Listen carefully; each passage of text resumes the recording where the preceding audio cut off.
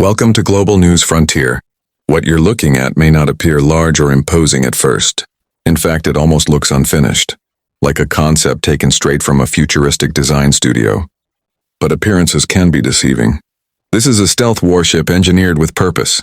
Every sharp edge, every angled surface, and its unusually low profile are deliberate choices, all focused on speed, evasion, and advanced technology. As it moves across the ocean, it doesn't rely on sheer size or intimidation. Instead, it cuts cleanly through the water, leaving behind a narrow wake. Its movement feels controlled and confident, built to operate efficiently rather than dramatically. This ship was never meant to dominate by mass alone. It was designed to respond quickly, operate smartly, and stay ahead of emerging threats. At the time of its creation, this vessel was meant to symbolize a new era of naval warfare. The world had changed, and so had the nature of conflict at sea. The massive, heavily armored warships of the Cold War were no longer seen as the answer to every challenge.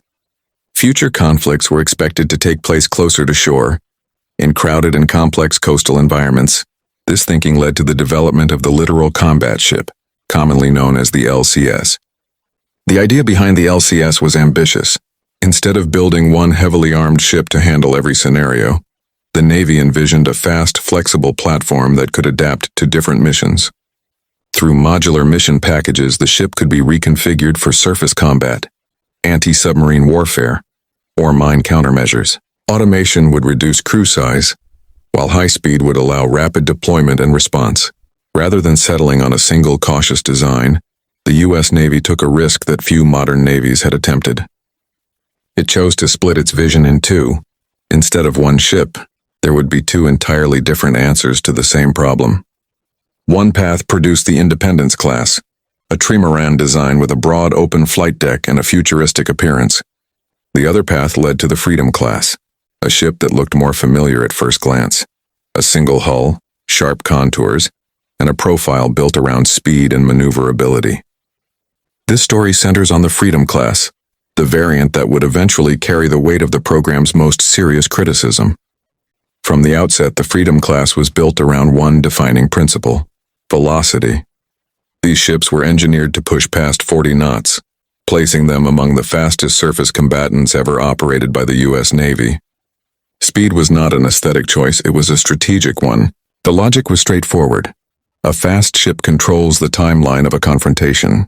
It can arrive first, withdraw quickly, shift between island chains, and respond before small incidents turn into larger crises. Speed offered flexibility, it offered options, and most importantly, it was meant to offset what the ship lacked in armor and heavy firepower.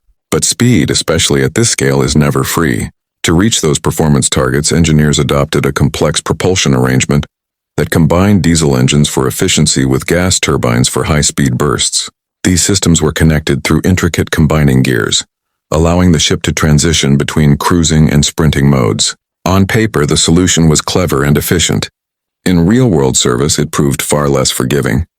The first ship of the class, USS Freedom, entered the fleet carrying enormous expectations.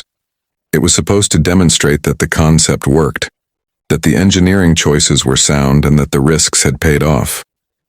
Instead, it revealed the program's vulnerabilities. As operational hours accumulated, mechanical problems began to emerge, particularly within the propulsion system. Wear in the combining gears appeared sooner than expected. Operating limits were imposed. Maintenance cycles lengthened. Initially, these issues were dismissed as early service challenges, common in new classes of warships. But time did not resolve them. The problems persisted, grew more complex, and became increasingly expensive to address. Eventually, the Navy faced an uncomfortable reality. Fully correcting the propulsion flaws would require extensive redesigns and major investment, far beyond original estimates. The decision that followed sent shockwaves through the defense community. Rather than commit to a full fix, the U.S. Navy chose to retire USS Freedom far earlier than planned. For observers at home and abroad, the message was clear. If the Navy that designed and built the ship was unwilling to absorb the cost of repair, questions about long-term sustainability became unavoidable. By the late 2010s and early 2020s, the Freedom-Class had acquired a reputation, one shaped by both perception and experience. Critics highlighted mechanical reliability issues, heavy maintenance demands, limited survivability, and rising lifetime costs. Supporters pushed back, arguing that the ships were misunderstood. They were never intended to engage heavily armed destroyers. They were built for niche missions in coastal environments, and many of their flaws, supporters argued, could be corrected with sufficient funding. Both sides had a point, but in international defense decisions, perception carries real weight. As discussions began about transferring Freedom-Class ships to Allied navies, potential recipients faced a difficult question. Would they be receiving a useful capability or inheriting an unresolved problem? No country examined that question more carefully than Greece. As a nation defined by the sea, Greece depends on naval power for national security.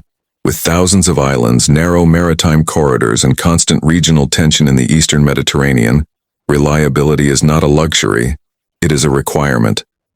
The Hellenic Navy needs ships that can deploy quickly, remain operational, and sustain high readiness without excessive logistical strain. When the United States proposed transferring Freedom-Class LCS vessels to Greece, the offer came with significant caveats. The ships were not fully upgraded. Fixes would require additional investment. Maintenance would remain complex.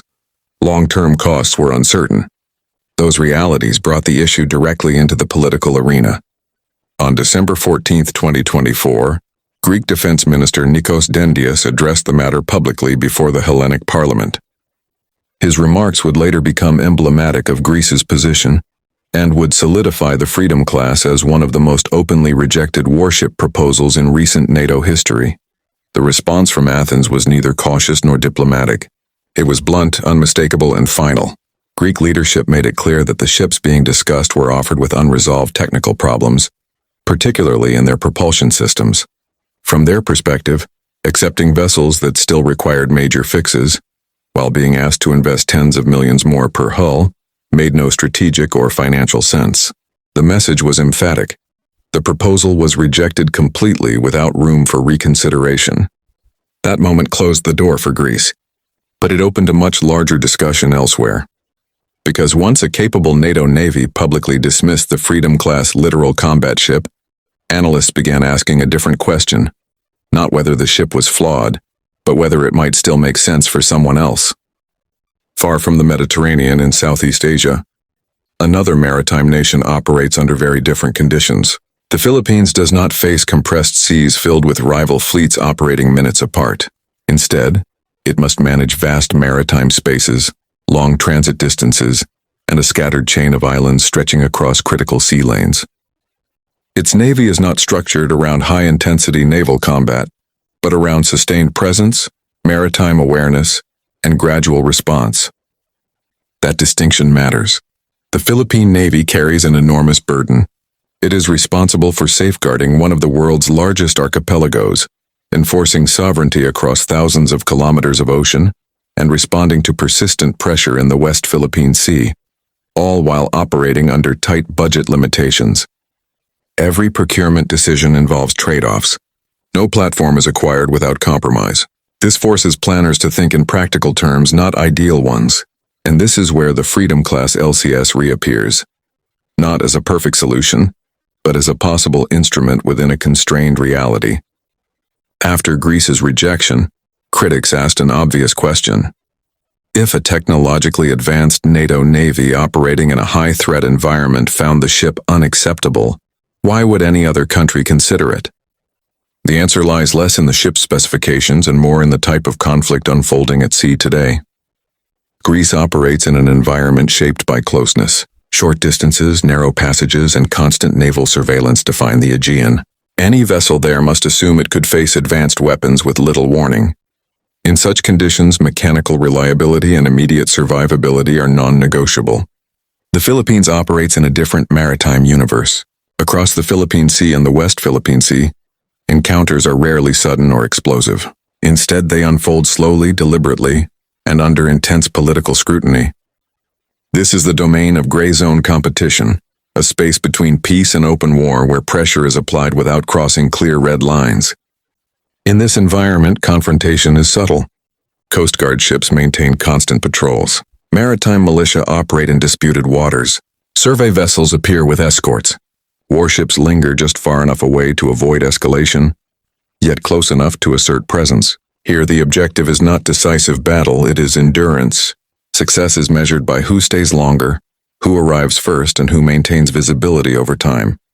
In gray zone operations, simply being there matters. A ship on station signals sovereignty. It documents activity. It reassures allies and domestic audiences.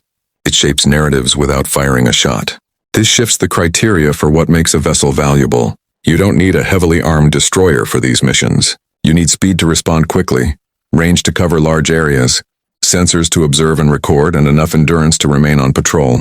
Visibility and presence become strategic tools. This is where the Freedom-Class LCS retains relevance. Speed was central to its design, and speed remains one of its strongest advantages. In the expansive waters surrounding the Philippines, velocity translates into faster reaction times, improved ability to reposition between island groups, and greater operational flexibility. It reduces predictability and complicates the calculations of opposing forces. Viewed through this lens, the Freedom-Class LCS is no longer simply a controversial warship. It becomes a platform whose value depends entirely on how and where it is used. And that distinction may ultimately determine whether Greece's firm rejection and the Philippines' potential interest can both be correct at the same time. A ship that can quickly move between distant patrol zones changes the dynamics of maritime operations. Its mere presence forces potential adversaries to react, rather than dictate terms. Speed alone can create strategic leverage, even if the ship lacks heavy armor or extensive firepower. Agility becomes a tool for influence. One of the most overlooked strengths of the Freedom-Class Littoral Combat Ship is its air operations capability. Unlike many vessels of its size, it can deploy both maritime helicopters and unmanned aerial systems. In a region as vast as Southeast Asia, this dramatically expands situational awareness. The ability to send sensors dozens of nautical miles away allows early warning of intrusions, continuous monitoring of contested waters, and rapid response in search and rescue operations. For the Philippine Navy, tasked with overseeing immense maritime territory, this feature acts as a significant force multiplier. Interoperability is another crucial advantage. The Freedom-Class was designed to integrate with U.S. Navy systems. Communication networks, tactical data links, and operational procedures are already standardized. For the Philippines, a long-standing treaty ally, this translates into practical benefits: coordinated patrols, joint exercises, and collective presence operations with allied forces. Such integration strengthens deterrence without firing a single weapon. Of course, all of these benefits hinge on cost-effectiveness. This is where Greece and the Philippines diverge. Greece was asked to invest tens of millions of euros per ship to cover upgrades and repairs, making the acquisition uneconomical. For the Philippines, the calculus could be entirely different, if the price is reasonable and conditions are favorable. The Freedom-Class LCS is only appealing when specific criteria are met: minimal or symbolic purchase cost, no need for major combat system overhauls, maintenance and crew training support included, full awareness of operational limits. Without these elements, the ship's advantages are outweighed by logistical and financial burdens. The United States has a long-standing practice of transferring military assets to allies under supportive arrangements. These programs include excess defense articles, foreign military financing, and accompanying training and sustainment packages.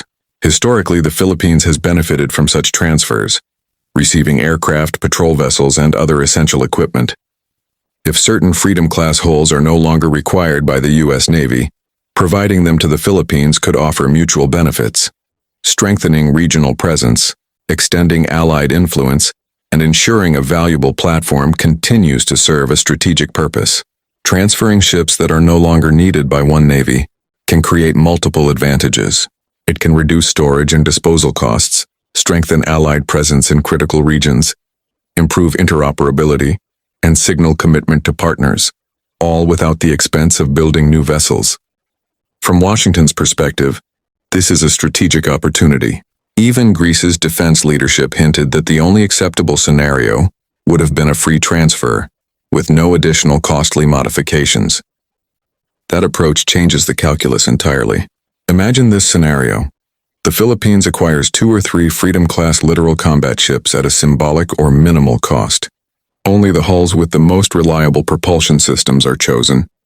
The United States provides initial support, maintenance, crew training, and essential spare parts. The Philippine Navy commits to using these vessels primarily for patrol, maritime security, and presence operations, not high-intensity naval battles or frontline warfare. In this framework, what once seemed unrealistic becomes feasible. But transparency is critical. The mechanical issues with the combining gear are real. Any serious plan must include detailed inspections, clear operational limitations, and realistic budgeting for maintenance. Pretending the ships are something they are not would be a strategic mistake. The key is to leverage what they can do reliably, rather than force them into unsuitable roles. There's another dimension often overlooked. Operating a more complex ship can accelerate capability development. By managing Freedom-Class vessels, the Philippine Navy could cultivate advanced engineering expertise, train crews on modern systems, and gain hands-on experience with high-speed propulsion technology. Over time, this knowledge could strengthen local shipyards, naval engineering units, and broader technical capacity. What begins as a challenge could transform into a strategic asset. Deployment strategy is just as important as the hardware. Freedom-Class LCS ships should not remain permanently in the most dangerous zones. Instead, they should rotate through patrol sectors, conduct visible presence missions, support allied operations, and act as a rapid response platform. Used this way, weaknesses are mitigated and strengths are amplified. For Greece, the Freedom-Class represented an unacceptable risk. For the Philippines, it could be a managed risk, and in defense planning, managed risks are often necessary. The question is not whether the ship has flaws, it's whether those flaws are tolerable given the mission profile, cost, and strategic environment. If the Philippines were to integrate LCS vessels, the message would be clear. To allies, Manila is actively reinforcing maritime presence. To competitors, contested waters will be monitored continuously. To domestic audiences, naval modernization is progressing in a measured, practical way. In modern maritime strategy, sometimes the signal sent by a platform is as important as its technical specifications. At this stage, the conversation goes beyond reputation, politics, or diplomacy. It is about strategy, utility, and realistic deployment. Naval planning isn't about building ships to sit at the pier and look impressive. Ships are meant to sail consistently, year after year, across decades. For the Philippine Navy, sustainability is not optional. It is central. Acquiring a vessel is rarely the most expensive part of the equation. The real costs come from maintenance, training, fuel, spare parts, crew retention, dockyard availability, and midlife upgrades. For high-performance ships like the Freedom-Class LCS, these factors are even more pronounced.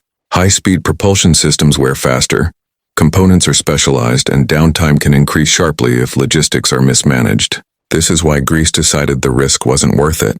But the Philippine Navy has long operated under similar constraints. Historically, it has worked with second-hand vessels, donated ships, and fleets of mixed origin. This environment has cultivated adaptability. Crews learn to improvise, engineers become creative problem solvers, and commanders must deploy assets carefully. In this context, the Freedom-Class LCS is not an outlier. It fits within a broader operational culture. The challenge is complexity, and that challenge must be respected. If the LCS isn't the solution, what alternatives exist? New frigates are costly. Corvettes require years to build. Offshore patrol vessels are slower and offer limited deterrence. Every option involves trade-offs.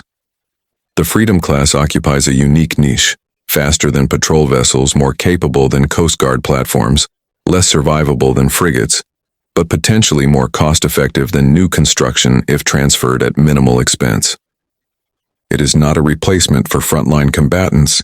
It is a supplement, a tool to fill specific gaps. The greatest risk in acquiring these ships is overambitious expectations. If policymakers imagine them standing toe-to-toe with major surface combatants, operating continuously without pause, or replacing purpose-built warships, failure is guaranteed. Success depends on setting realistic expectations and framing the platform properly, both internally and externally. Before any transfer, doctrine must lead. How will the LCS be used? Where will it operate? What missions are off-limits? Clear answers prevent mission creep. For the Philippines, this means prioritizing patrol and presence, avoiding high-threat areas, integrating with Coast Guard operations, and leveraging alliances. Proper doctrine turns a potentially risky ship into a manageable one. A ship is only as effective as its crew. Freedom-class vessels demand highly trained engineers, disciplined planning, and leadership focused on maintenance. Training, both in the United States and at home, is essential, not symbolic. It will determine whether the ship thrives or struggles. There is also a strategic dimension beyond the ship itself. Accepting LCS vessels strengthens operational cooperation with the United States, joint patrols, shared intelligence, and integrated logistics. In a region where alliances are critical, this alignment can be more valuable than steel alone. Even under ideal conditions, risks remain. Mechanical failures may occur, costs may rise, public criticism may follow. Transparency is essential. A poorly managed transfer can damage credibility, while a successful one builds confidence. Other navies will watch closely. Smaller maritime nations, developing fleets, and allied partners will study how the Philippines handles this decision. Success could set a model. Failure could reinforce skepticism. The Freedom-Class LCS is neither a miracle nor a disaster by default. It is a tool, and its value depends entirely on how it is deployed. For the Philippines, the opportunity exists, but only under strict conditions. Minimal acquisition cost, full transparency on technical issues, clear operational limits, and strong training and sustainment support. Without these safeguards, the answer should be no. Greece's rejection was rational for its context. The Philippines must make decisions based on its own strategic goals, risks, and operational needs. There is no universal answer, only informed, careful choices. This decision is not just about the next 5 years. It is about shaping naval culture, operational thinking, and alliance posture for decades. Handled poorly, the LCS becomes a cautionary tale. Handled wisely, it becomes a stepping stone. So should the Philippines accept these ships? The answer should not be automatic, emotional, or political. It must be strategic. In naval planning, the most dangerous mistake is not acquiring an imperfect vessel. It is acquiring it for the wrong reasons. Maritime power is shifting. Every decision, every ship, every patrol matters. What's your take? Should the Philippines seize the opportunity or follow Greece's cautious path? Don't miss out. Hit like, subscribe, and turn on notifications to stay updated on these critical discussions. Share your thoughts in the comments if you want the next deep dive.